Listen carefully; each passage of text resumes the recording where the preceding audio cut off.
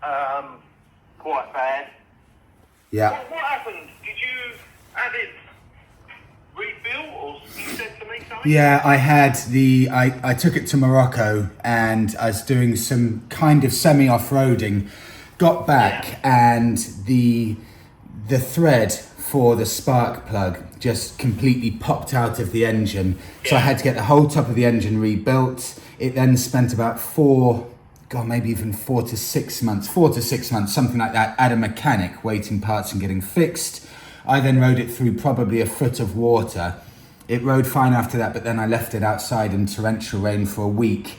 But, you know, ever since Morocco and a few other things, it's just not been running right. So it's not good. Okay, interesting. I don't know. The problem is, it's probably the rings and, you know, the barrels need doing. Yeah. You're probably better off, if you're going to repair it, is to get another engine, you know, and just put an engine straight in it. Wow, so you think it is probably potentially that far gone, it's just not worth spending any more money on it? I wouldn't spend money on that engine, no. If you want to, you could get another engine, put it in it. That's an option. Okay. If I was you, if it was mine, I would either put another engine in it, you know, buy an engine off the internet, which you'll probably spend, you know, you'll see them on there between sort of £700 to £1,000 for an engine, complete.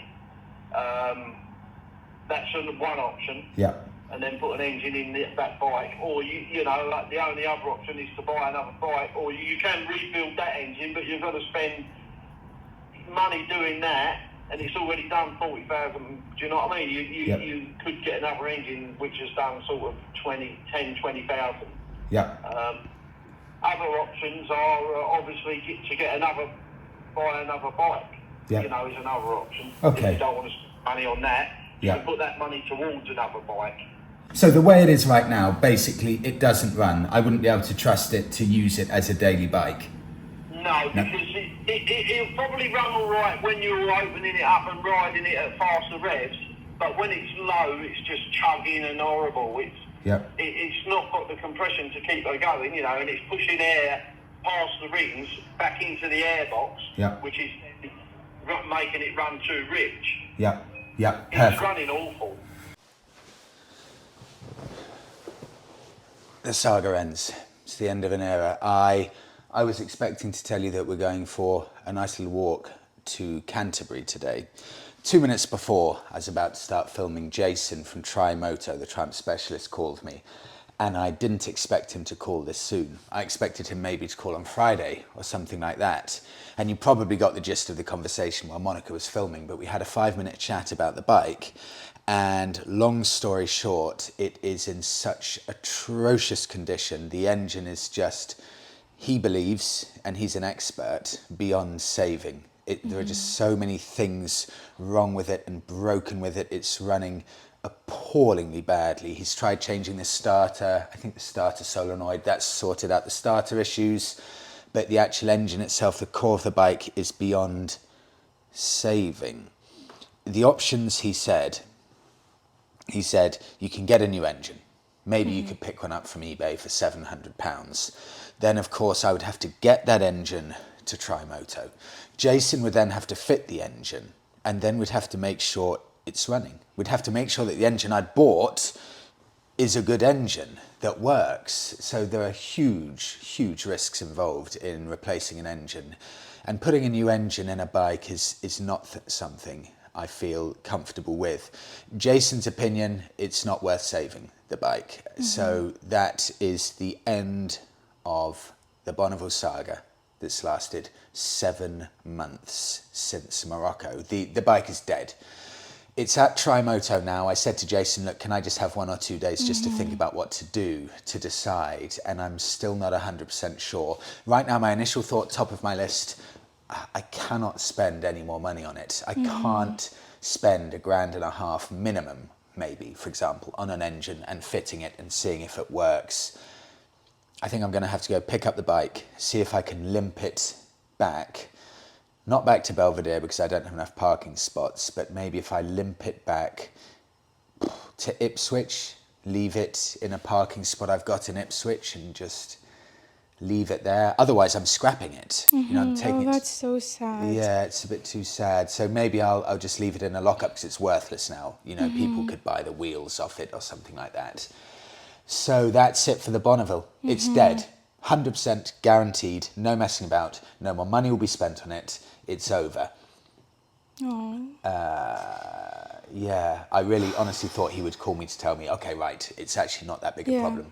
But anyway, I'll move on. Monika and I are going to go to Canterbury. Before we go, let me do a Rec Watch segment here because they've got a really good sale on the TTT Icon and I love Rec Watches. So we'll do a bit of a good mood before we head off to Canterbury.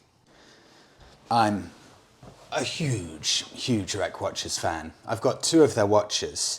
And this is another of their watches from their motorcycle-inspired collection. It's the TTT Icon 1000. So Rec Watches, Danish company. They make Danish-designed watches made in Switzerland. The story behind this one, Icon 1000 Motorsports in the US made a 2013 Triumph Speedmaster and they turned it into a drag racing monster, but they kept the classic looks of the bike. So the stator cover from that bike is used in the inner dial of this watch, so you can see all of the imperfections in it. It's a limited edition. I think there are about 60 left of them, but it's got this lovely flick here on the side. So it goes from dress mode, and you can see the dial change, flick it down into riding mode, so you can actually see the right orientation of the watch face when you're riding. Just beautiful, beautiful details everywhere on the watch with that lovely black surround on the outside and 107 of 262 there. It really is, it's a stunningly nice watch. Currently, Black Friday sale up until 8th of December, so just a few days left. These are half price, meaning you can get this watch for £598. And I really do think that is a phenomenally good deal. So if you are in the market for a new watch, go and check out Rec Watches and the Icon 1000. It is time, it's the perfect summer night.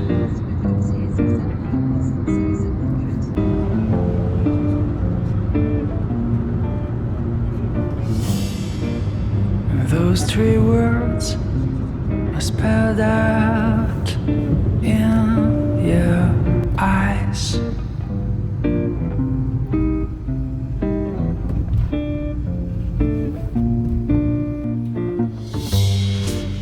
But before I go on, say something wrong.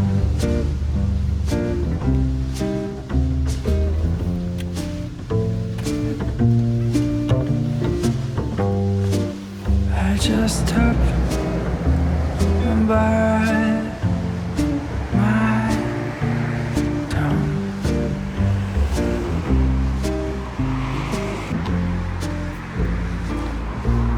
'Cause you've been told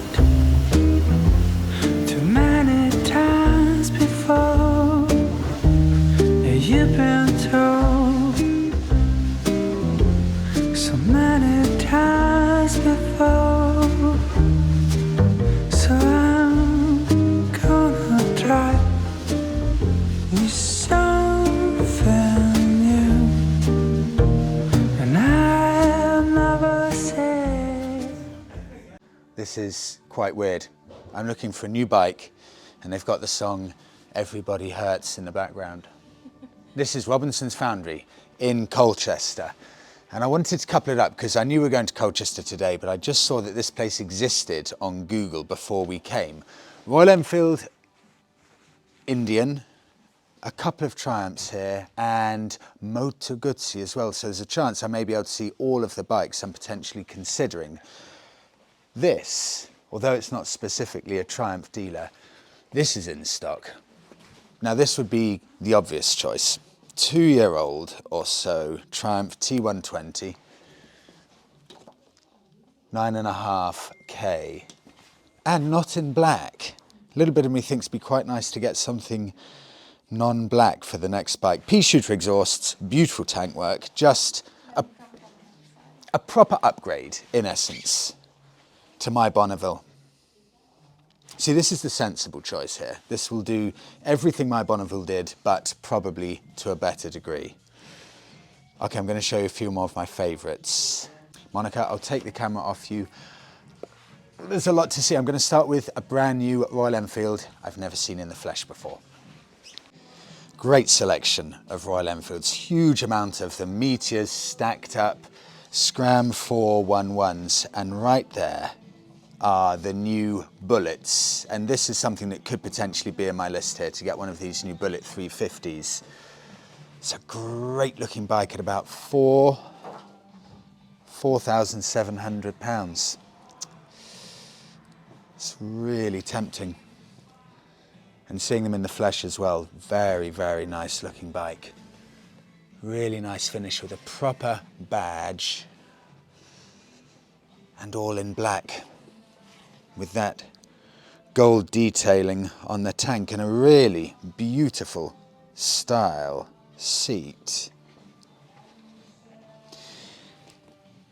5-speed, 350cc, 195 kg, service intervals every 12 months. You know, that is a very sensible choice. Then you've got the original Himalayans, but they will be phased out imminently by what will be a huge upgrade in the new one. Moto Guzzi V100. Stunning looking bike. With that characterful V-twin engine. 13.5K. I can't lie, that's probably a bit expensive for me. But next to it, one of these, £11,200 for a bike I love, the V85 TT. You can get them even cheaper on the used market at about, I think, 5 or 6K potentially. That is an interesting proposition. Behind these, I've seen something that definitely would be in my shortlist, the V7 Moto Guzzis. I've only just seen these. This is the upgraded 850cc, and this is a revelation compared to the much slower outgoing model that left about 3 or 4 years ago or so. This new 850 engine in this bike meant to completely transform it compared to the predecessor. £8,600, I believe, for a brand new one. Just classically styled, beautifully elegant bikes. That would definitely be in the shortlist. Coming through here, Monika's dream bike, the Mint Vespa. Lineup of Royal Enfields with something I'm hoping to test out in a couple of weeks or so. The Super Meteors. 6.8K up to about 7.3K. And they look really good. Very nicely proportioned. Get one with a touring pack so you can get a little backrest on the back. Very, very excited to try those. And I'll just come around here very quickly. There are a couple more Moto Guzzis. This is a stripped back V100. And you can see it better without the panniers on the back, the lovely lines of that bike. And one other bike that may be an outside choice, Royal Enfield Interceptor, although I don't think that would quite make the cut for me. And finally, they've got the Indians as well. So if I'm considering spending a bit more money, well, I wouldn't say no to an Indian. Those Chiefs are beautiful, beautiful looking bikes.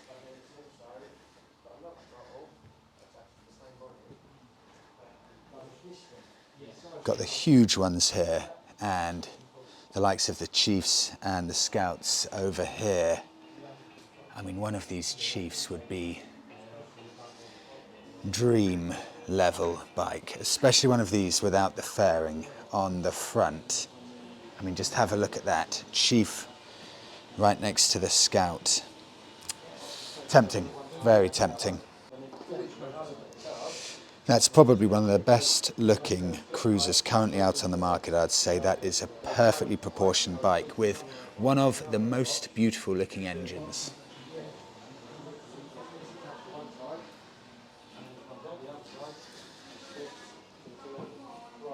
And one of the Scouts, really tempting. And behind me, very quickly, not one I'd specifically consider, but the Indian FTR range as well. And right in the corner, I almost missed this. Maybe the best colour combo. Halcyon, I think they call it Halcyon blue or grey for the Royal Enfield Classic 350. Brown seat, perfect spec. That is art. And round here, just before I wrap it up, one of the new-ish Scouts. I think that is a brand new Scout. And behind it, what would that be? Would that be a 1950s Scout or something like that? Okay, that was useful just to see a lot of bikes in one place. Really nice place. Robinson's Foundry in Canterbury. Highly recommend. Good choice of bikes. The ones that caught my eye, the Moto Guzzi V85 TT, the Triumph T120 if I want a safe bet, obviously the Moto Guzzi for a slightly more exotic option. The Royal Enfield Bullet 350, lovely looking bike, really impressed, I like that a lot. But how would I feel going from an 865 to a 350? The 865 just gives me more flexibility, taking two up and stuff, so that's something I'd have to consider. Super Meteor looks great as well, as do the Scouts. I would say probably in reality, if there were two from there, I would seriously consider T120, V85, TT and V7. I've just said three, I know. Okay, I'll carry on my soft search for now. Carry on.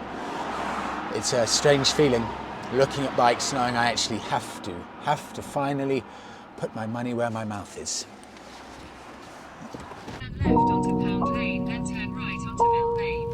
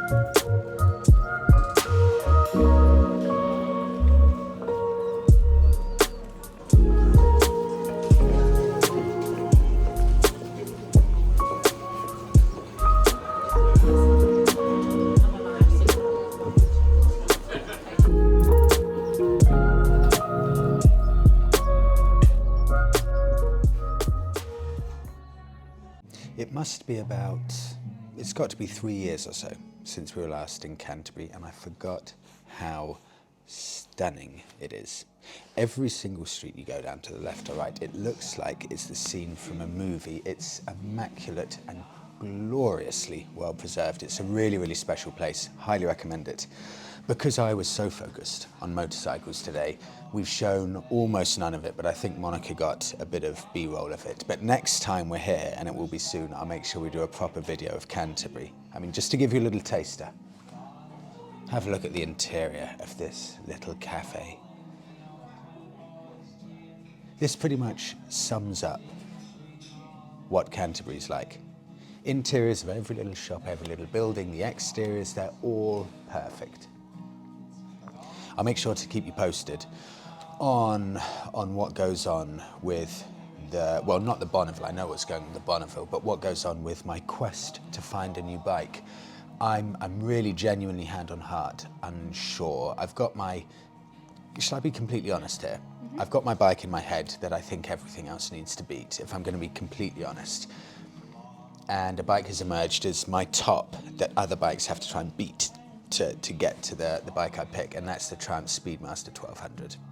You're too tall for it. Monika thinks I'm too tall for it. I don't. I know 6'4" riders who have the Speedmaster, and I could get maybe the mini ape bars. Monika's shaking her head. That for me is still number one, the Speedmaster. I'll see. I need to check out a few more bikes, have a look, but it'll be exciting. I'll keep you posted to see where the journey takes me. But thanks so much everyone for watching, and we will see you all in the next one.